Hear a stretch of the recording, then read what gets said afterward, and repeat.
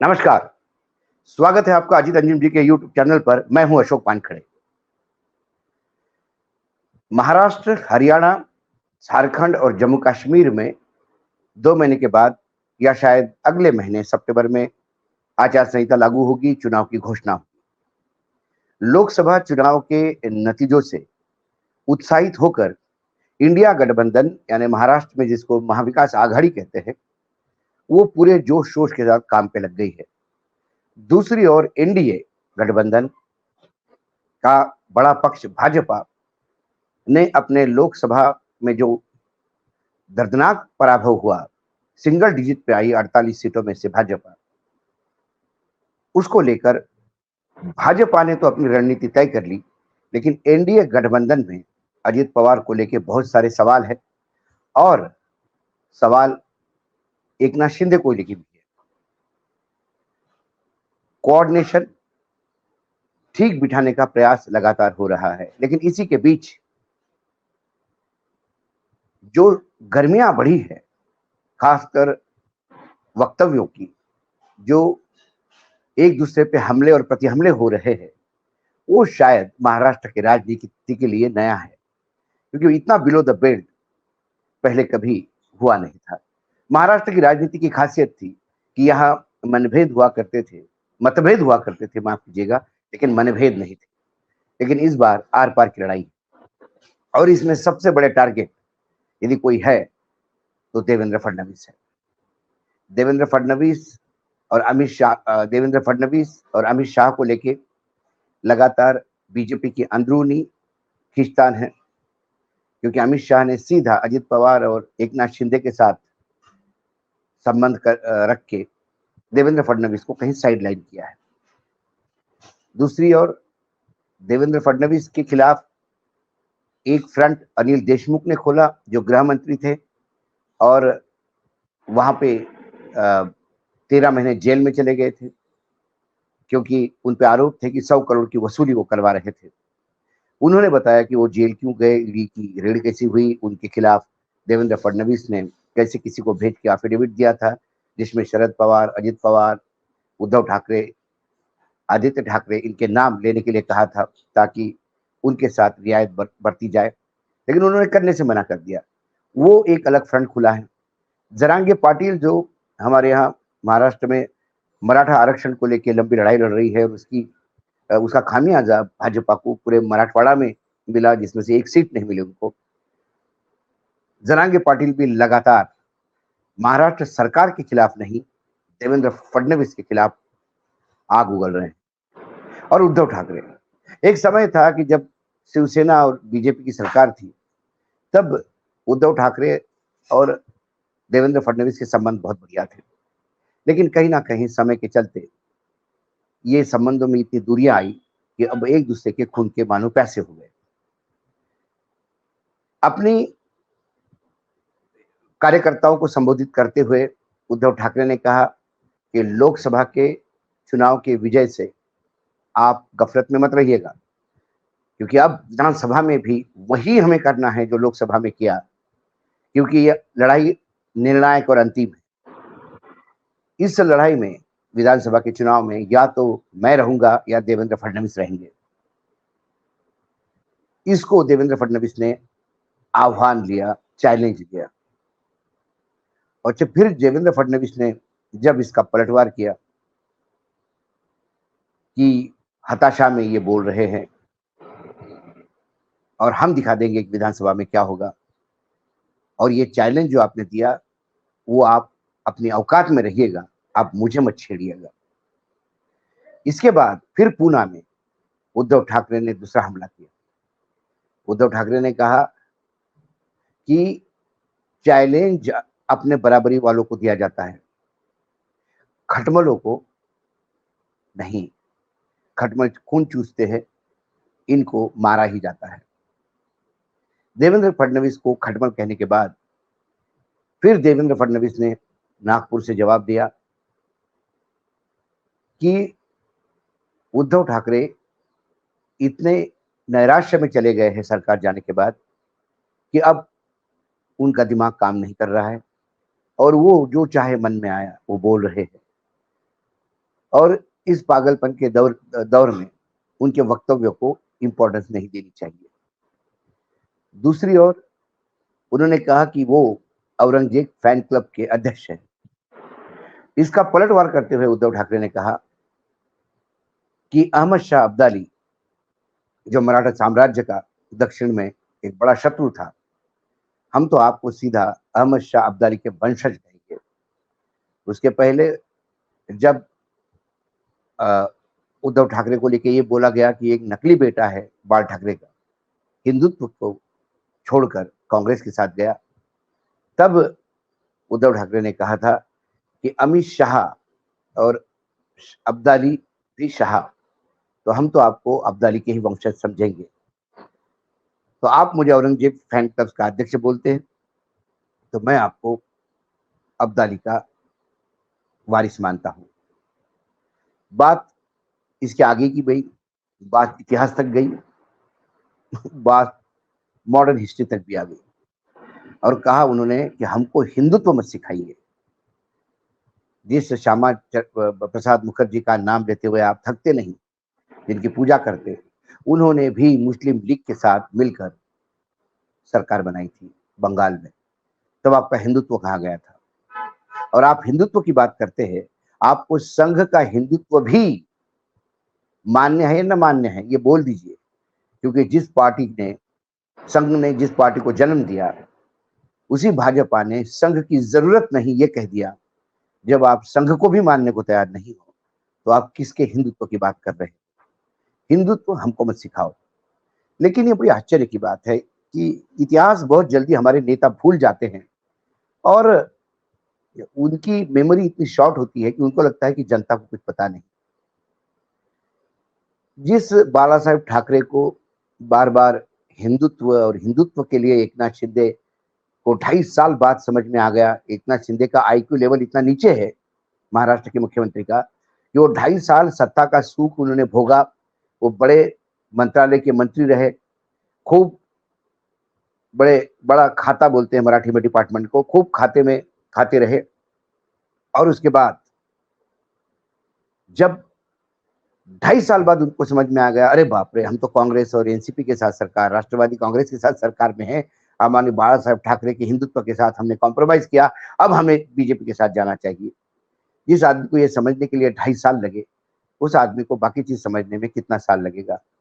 लेकिन जब उन्होंने हिंदुत्व के नाम से, और बीजेपी ने भी ये सरकार को तोड़ते हुए ये कहा कि हिंदुत्व की, बाला साहेब ठाकरे के जीवंत हिंदुत्व की हम रक्षा करते हुए हम एक हो गए हैं, तब इस बात को वो भी भूल गए थे कि मुंबई म्यूनिसिपल कॉर्पोरेशन के एक चुनाव में बाला साहेब ठाकरे ने भी मुस्लिम लीग के साथ मिलकर चुनाव लड़ा था।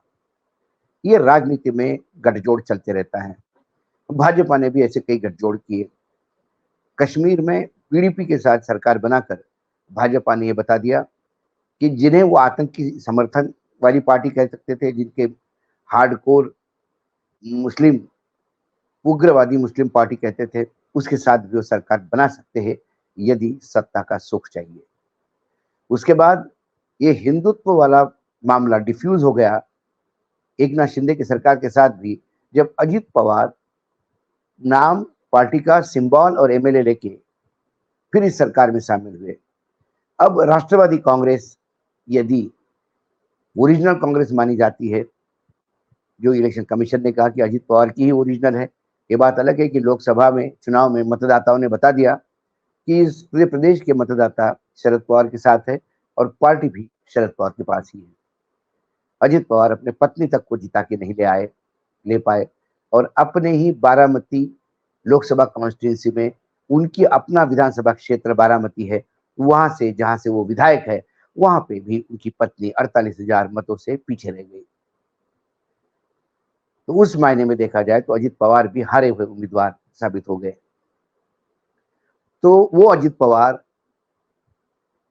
यदि महाविकास आघाड़ी की सरकार में थे, यानी इंडिया गठबंधन के साथ थे, तब हिंदुत्व कमजोर हो गया था। आज वो इनके साथ है तो वो हिंदुत्व कैसा प्रखर, भ्रष्टाचार की लड़ाई कैसी प्रखर, ऐसे कई सवाल महाराष्ट्र में उठ रहे हैं। लेकिन देवेंद्र फडणवीस एक बहुत दयनीय स्थिति में दिखाई देते हैं। चारों तरफ उनके ऊपर हमले हो रहे हैं। पार्टी के अंदर से हमले हो रहे हैं, पार्टी के बाहर मराठा आरक्षण जरांगे पाटिल हमला कर रहा है, तो दूसरी ओर अ, उद्धव ठाकरे हमला कर रहे हैं, अनिल देशमुख एनसीपी के वो हमला कर रहे हैं, और इसी के बीच में वो अकेले लड़ रहे हैं, माना जैसा चक्रव्यूह में अटके हुए हैं। लेकिन क्या वो इसमें से निकल पाएंगे? वर्तमान में उनका कोई साथ खड़ा आदमी दिखाई नहीं देता, और ये देवेंद्र फडणवीस ने खुद की स्थिति अपने आप कर ली है। देवेंद्र फडणवीस जब मुख्यमंत्री बने, युवा मुख्यमंत्री थे, प्रदेशाध्यक्ष बने, युवा मुख्यमंत्री थे, और मुख्यमंत्री बनने के बाद उन्होंने अच्छा काम करने का प्रयास भी किया, लेकिन दिल्ली में उनके कनेक्शंस में गड़बड़ हो गई। जब वो प्रधानमंत्री के गोद में बैठ के बीजेपी में राज करने लगे, तब उन्होंने अमित शाह से लेकर तमाम लोगों को तुच्छ समझा, कई लोगों से दुश्मनी ले ली, कई पार्टी के अंदर के स्थापित बड़े नेता इनका खच्चीकरण कर दिया, एकनाथ खड़से को पार्टी तक छोड़ने के लिए मजबूर किया। ये तमाम बातें लगातार उनके खिलाफ जाती हैं। फिर जब आदमी सत्ता में होता तो एक वलय हो जाता है, और उसमें तमाम व्हीलर डीलर्स, जिसको हम सत्ता के दलाल कहते हैं, ठेकेदार, कॉन्ट्रैक्टर, इसका एक ग्रुप तुम्हारे आगे पीछे चलने लगता है, और वही उनको पावर कर गए, और उनके चलते वो अब बहुत दयनीय स्थिति में पहुंचे हैं। कुल मिलाकर ना पार्टी में ना पार्टी के बाहर एक देवेंद्र फडणवीस को कोई समर्थन दिखाई देता है। लेकिन एक बात भी तय है कि भाजपा के पास उनके सिवा कोई और चेहरा भी नहीं। जो बड़े नेता है महाराष्ट्र में, नितिन गडकरी, उन्हें सिस्टमैटिकली महाराष्ट्र के राजनीति से बाहर रखा जाता है। उन्हें उनके जो समर्थक है उनको भी दुय्यम दर्जे का ट्रीटमेंट दिया जाता है। इतना ही नहीं, चुनाव के दौरान उनका उपयोग भी नहीं लिया जाता, क्योंकि दिल्ली उनसे हमेशा नाराज रहती है, क्योंकि उनको अपना प्रतिद्वंदी समझती है। एकनाथ खड़से जैसे पुराने, गोपीनाथ मुंडे चले गए, प्रमोद महाजन चले गए, एकनाथ खड़से जैसे लोगों का खच्चीकरण कर दिया। ऐसे कई नेता है जिनको बिल्कुल हाशिए पे कर दिया। तो महाराष्ट्र नेतृत्व विहीन है। महाराष्ट्र में भाजपा का एक भी ऐसा बड़ा नेता नहीं कि जो पूरे महाराष्ट्र को जानता हो, जिले जिले में जिसका संपर्क हो। हर नेता अपने जिले तक का है। जिस विनोद तावड़े को केंद्र सर पे हाथ रख के जनरल सेक्रेटरी बना के लाया, और उनको आगे बढ़ाने का प्रयास कर रहे हैं, लेकिन विनोद तावड़े की प्रॉब्लम ये है कि वो जमीन के नेता नहीं। विनोद तावड़े की लॉटरी इसीलिए लग गई कि वो देवेंद्र फडणवीस का विरोध करते हैं। कुल मिलाकर इस पूरी आपाधापी में भाजपा दयनीय स्थिति में है। कुछ लोग हैं जो स्वयंसेवक संघ से आए हैं, अखिल भारतीय विद्यार्थी परिषद से आए हैं, वो लगातार संगठन को लेकर चिंतित भी होते हैं। उन्होंने जब जब संगठन संभाला तब तब रिजल्ट्स भी दिए हैं। चंद्रकांत दादा पाटिल जैसे लोग हैं, उन्हें भी देवेंद्र फडणवीस ने हाशिए पे रखा, क्योंकि उन्हें डर था कि चंद्रकांत पाटिल कहीं उनकी जगह न ले ले। कुल मिलाकर पार्टी में, संगठन में ऐसा कोई चेहरा नहीं बचा जिसके भरोसे चुनाव लड़े जाते हैं। महाराष्ट्र में यदि विधानसभा में चुनाव है तो बीजेपी के पास वर्तमान में नरेंद्र मोदी और अमित शाह ही है। नरेंद्र मोदी का ब्रांड लोकसभा में ही खत्म हो गया। जहां 17 जगह पे उन्होंने सभा ली, उसमें से 14 सीटें हारी है, और जो 3 जीती वो स्वयंभू जीती है। एक एकनाथ शिंदे के बेटे कल्याण से जीते, वो तो जीतना ही था। पुणे एक बीजेपी की सीट थी, वो भी मोहर वहां से निकल आए। और सातारा में छत्रपति शिवाजी महाराज के वंशज भोसले वो चुनाव लड़े, लेकिन फिर भी वो पिछली बार चुनाव हार गए थे, इस बार सिर्फ इसलिए जीत पाए क्योंकि राष्ट्रवादी कांग्रेस शरद पवार की जो पार्टी है उसका सिंबल और एक इंडिपेंडेंट का सिंबल सिमिलर हुआ, तुतारी और पिपाणी। इसके चलते जिस इंडिपेंडेंट को कोई नहीं जानता था वो 38,000 वोट लेके गया, जो कहा जाता है कि राष्ट्रवादी को जाने थे, और महाराज मात्र 32,000 से वहां चुनाव जीते। कुल मिला के 0/0 ये प्रधानमंत्री का स्कोर रहा महाराष्ट्र में। ऐसे में प्रधानमंत्री का चेहरा, मोदी जी का ब्रांड नहीं चलेगा। अमित शाह जब भी आते हैं कहीं ना कहीं फिर बीजेपी के जो सिंपथाइजर है वो भी बीजेपी से दूर हो जाते हैं। पिछले विधानसभा का एक चुनाव का किस्सा, एक वर्तमान कैबिनेट में एक मंत्री है, उनने मुझे बताया कि हमारे क्षेत्र में अमित शाह जी की बैठक थी, मतलब रैली थी, और उसके पहले 1 घंटा अमित शाह जी के साथ मैं व्यक्तिगत रूप से बैठा हुआ था। उन्हें पूरे जिले की और बाकी हिस्ट्री से लेकर तमाम चीज़ें मुहैया करवा रहा था, और मैंने हाथ जोड़ के विनंती की कि साहब यहाँ मुस्लिम मतदाता भी बहुत है, और वो मेरे वोटर है, क्योंकि ये मेरा विधानसभा क्षेत्र भी है। और मैंने, भले ही मैं आप लोगों के साथ हूँ, लेकिन फिर भी यहाँ का वोटर मुझे व्यक्तिगत रूप से मानता है। तो कृपा करके यहाँ हिंदू मुसलमान यदि आप ना करें, तो हमें यहाँ से अच्छी लीड मिल सकती है। तो अमित शाह जी ने उनको कहा, मैं तो अपने भाषण में बदलाव नहीं करूँगा, मैं वही बोलूँगा जहाँ सब बोलते हैं। फिर उन्होंने आके वहाँ हिंदू मुसलमान किया, जिसका खामियाज़ा वहाँ भुगतना पड़ा कि वहाँ जब लोकसभा का चुनाव हुआ, उस लोकसभा का विधानसभा कॉन्स्टिट्यूएंसी में, जहाँ से वो मंत्री अभी वर्तमान में हैं, वहाँ मुसलमानों ने वोट नहीं दिया। और ये बोल के दिया कि जब आप आके हमको गाली लोगों से दिलवाते हैं, तो हम आपके साथ क्यों खड़े हो? व्यक्तिगत रूप से हम आपके मित्र हैं, लेकिन इस उम्मीदवार को हम मदद नहीं करेंगे। ये जब बातें हैं, तो कुल मिलाकर कई बार लगता है कि ये बड़े नेता जाते हैं, जितवाने के लिए जाते हैं या निपटवाने के लिए जाते हैं। तो अमित शाह का जो गेम है, वो भी मैंने आपको बताया। क्या हश्र हो गया नरेंद्र मोदी जी का, ये भी आपने बताया। नितिन गडकरी को उतारने को वो तैयार नहीं। देवेंद्र फडणवीस थक गए हैं, वो गाड़ी खींचने के लिए शक्तिहीन है। ऐसे में जब उद्धव ठाकरे, शरद पवार और कांग्रेस मिलकर पूरी ताकत से यदि चुनाव में उतरते हैं, तो वहाँ भाजपा यदि आज चुनाव हुए तो 288 में से 50 पे सिमट जाए तो आश्चर्य नहीं होगा। कहते हैं उनका इंटरनल सर्वे भी 55 से 60 सीटें दे रहा है, और पूरा एनडीए कुनबा 75 तक सिमट हो जाए तो भी कुछ आश्चर्य नहीं होगा। कुछ सीटें, जो 2 सीटें मराठवाड़ा में मिली एकनाथ शिंदे को, या 1-2 जगह जो सीटें मिली, वो भी गफलत में मिली। ये विधानसभा में ट्रांसलेट होगा, इनकी गारंटी नहीं।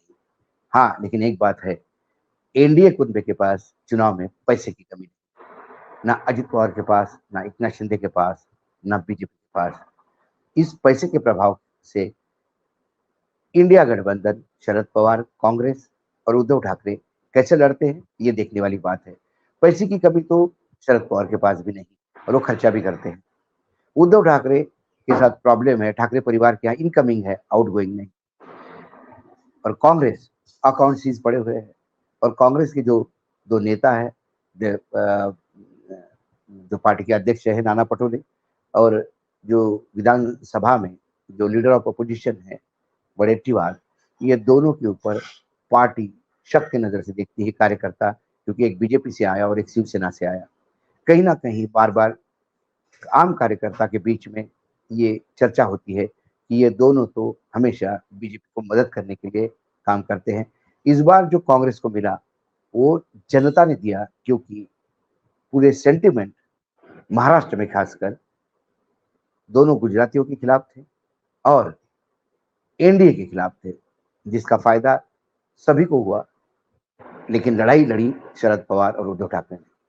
कुल मिला के महाराष्ट्र की स्थिति आज सबसे हॉट और बॉइलिंग सेंटर हो गया है इस देश का। उत्तर प्रदेश में योगी का इस्तीफा और उसको लेके घमासान तो हो रहा है, लेकिन वो घमासान किसी विधानसभा में सत्ता जाए या आए, इसको इंडिकेट नहीं करता। 10 उपचुनाव है, उसमें कुछ होगा, लेकिन महाराष्ट्र में तो विधानसभा का चुनाव है। यदि ये विधानसभा महाराष्ट्र की बीजेपी हार जाती है, हरियाणा में हार जाती है, झारखंड और जम्मू कश्मीर में हार जाती है, तो फिर केंद्र सरकार की आयु 5 साल की होगी या अल्पायु होगी, इस पे भी सवाल उठ रहे हैं। देखिए, महाराष्ट्र में अभी तो मामला बहुत गर्म है। आज इतना ही, कल फिर आता हूँ किसी विषय के साथ। तब तक के लिए नमस्कार। देखते रहिएगा अजीत अंजुन जी का यूट्यूब चैनल।